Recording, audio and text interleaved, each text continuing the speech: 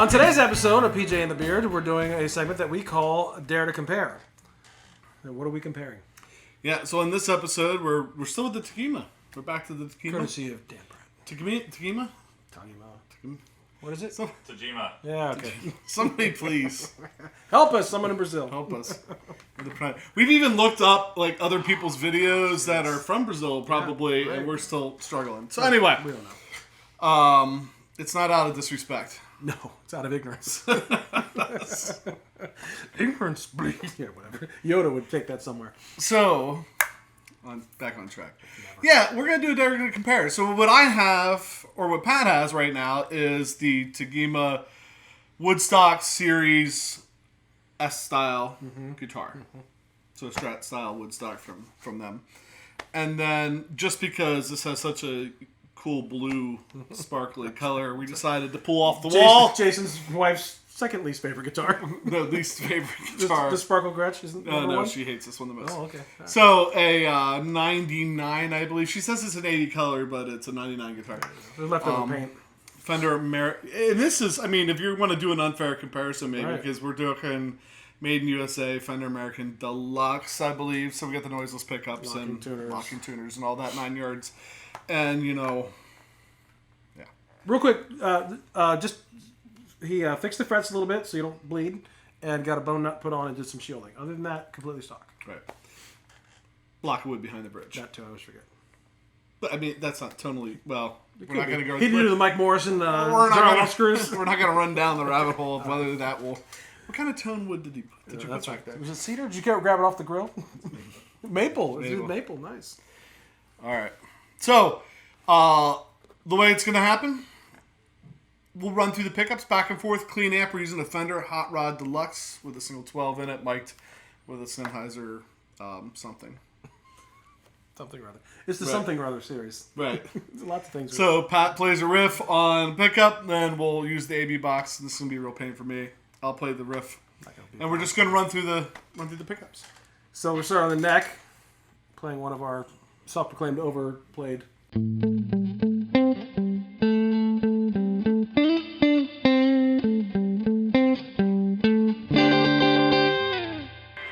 Alright. Click, click. Oh, Oh, see? it's too much for me to do.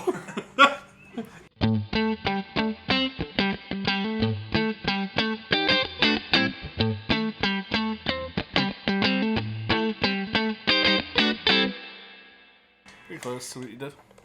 No.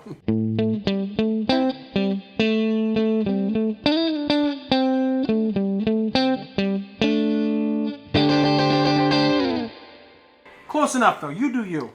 Only one time that time.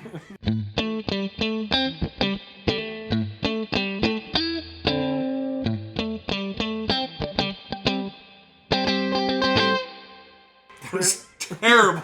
Prince is rolling around in All right, his but grave. that was... That was the 4 position. Right, all right, so we're in the middle. Now we're in the Hendrix position, I think.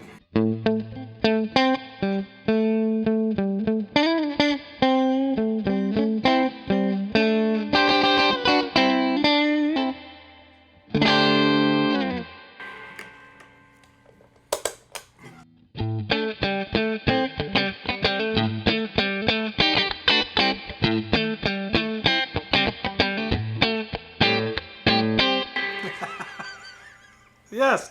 Now we're in 2, Not a Sweet Home Alabama, but I will not play it because I will have a guitar impaled in my head.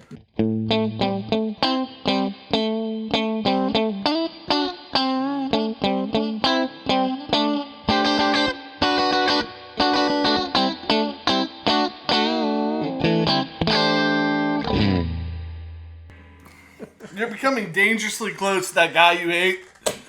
You know, the one when you're watching the video, you're like, just play the stinking riff so I can hear the difference. He's going to forget what this one sounds like by the time you get to play it. I have no idea what you play. I do.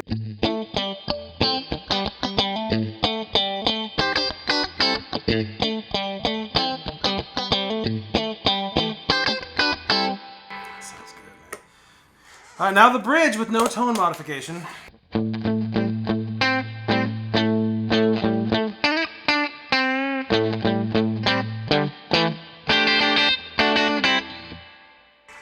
I like what you're doing there at the end. Okay. I like it. Okay. I like what you're doing. At the end. I'm not going to do it. When it's over. I'm not going to do it. When you stop, I like that. That's what I heard.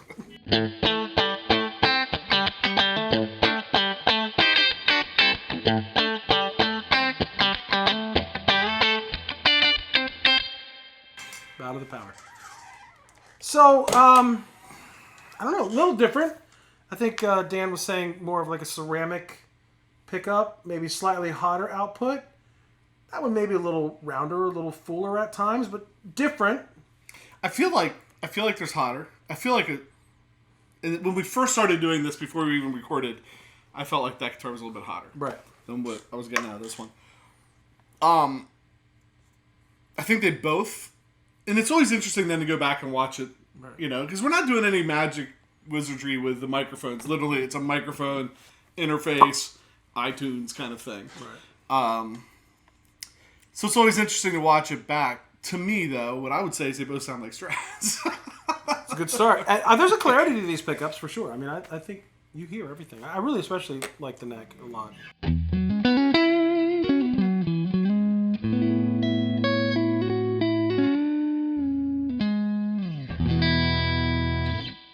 Even better when I play something coherent. But I like the neck probably the best, but that tends to be 4 and 5 is what I play in.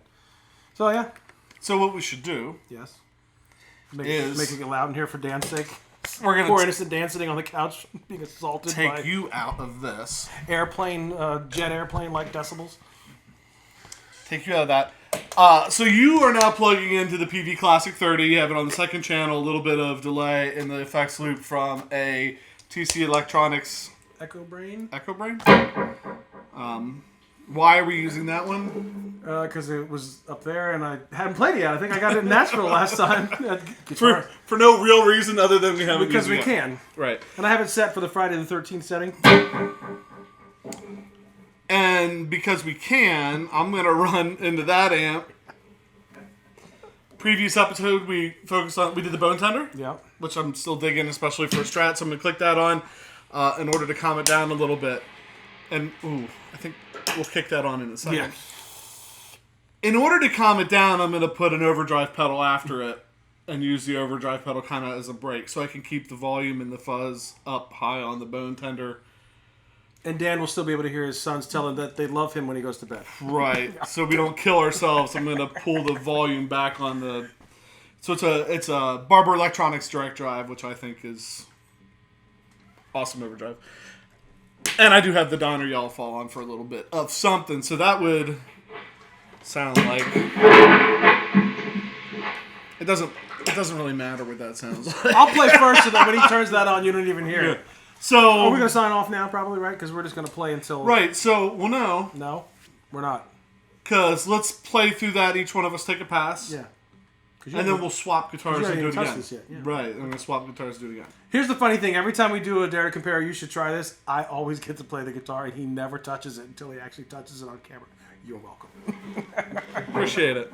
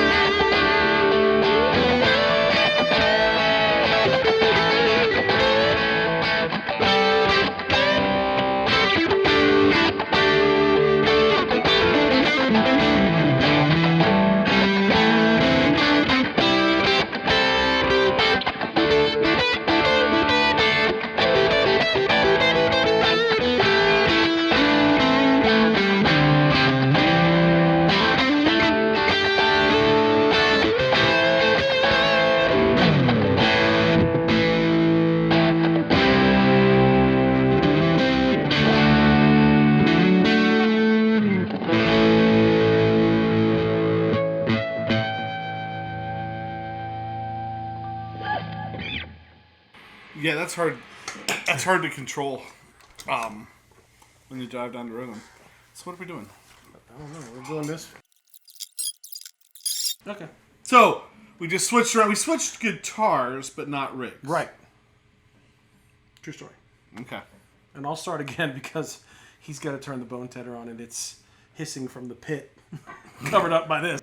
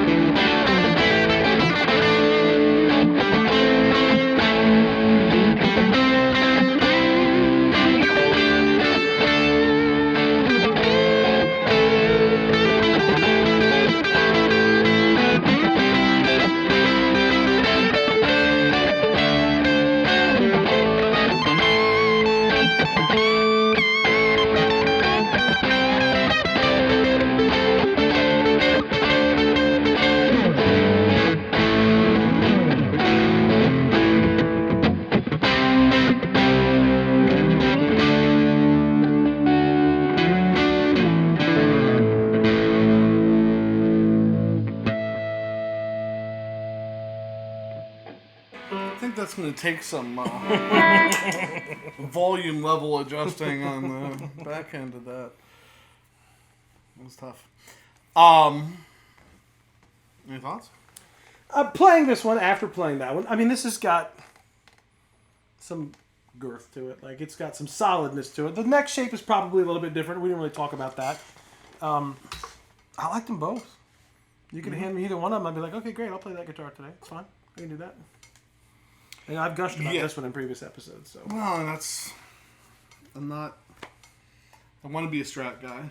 That's right. I want to be a Strat guy so bad. We're waiting for the Tagima to do the PRS knockoffs, and then we'll see how we do. But I really do struggle with that sometimes. It sounded pretty Southern fried. Chris Delaport would be proud. It was pretty good stuff. So, yeah. Anyway, no, I think there was. I felt more of a difference in the pickups after switching from that to this than I did when I was listening to the two. Does that make sense? It still felt hotter, or just I don't even feel hotter now. well, tonally you had a lot. This felt a little more rounder, maybe. Yeah, there's clarity. I think there's super clarity to those pickups for sure. That's right. And I jumped back to the back pickup, and I was like, "Why did I jump back to the back pickup?" Oh, why did I do that? And then the first time when I was on that, I played up here in that box most of the time. I started down here. I'm like, well, that's not kind of fair, and I went up here.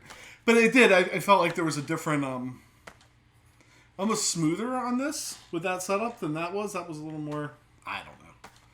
No, those pickups are nice. Not one better than the other. There's a little difference though. They felt different. It felt different. Yeah.